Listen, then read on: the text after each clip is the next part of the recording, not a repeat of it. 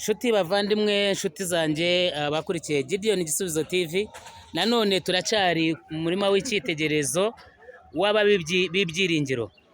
Turi kumwe nanone n'umuhinzi cyangwa se umunyeshuri ariko ushoje amashuri ye cyangwa amahugurwa yo gukora iyi mirima.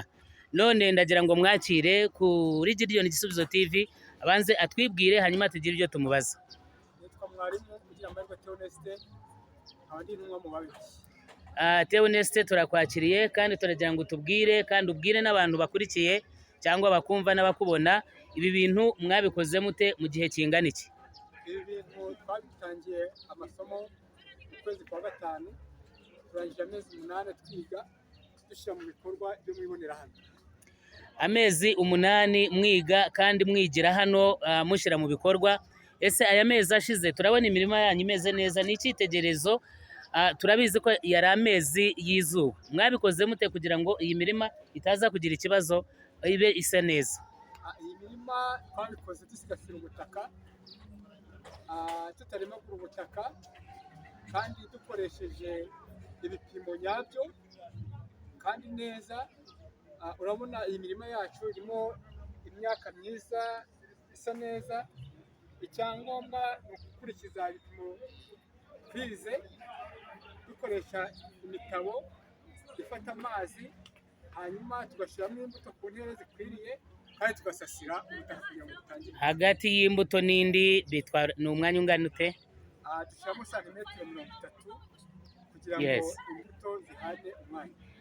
Bahoze batubwira ifumbire mukoresha ko atari mvaruganda iyo tumenyereye dushyira mu bigori n'ibindi, ngo ifumbire mukoresha murayikorera, muyikoresha mu buhe buryo? Mukoresha ibiki kugira ngo mugire ifumbire?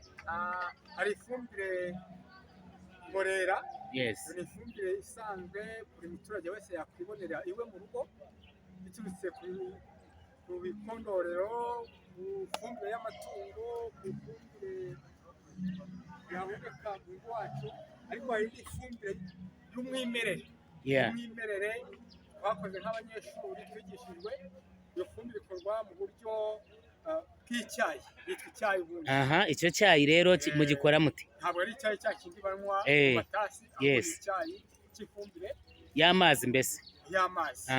Mukoresha iki? Iyo fumbire uburyo tuyikora, dukoresha amaganga y'amatungo.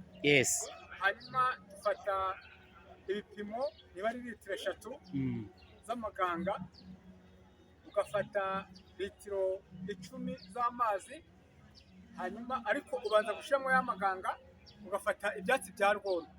Ibyatsi ibyo ari byo byose bibagarwa byona imyaka, ari inteja, ari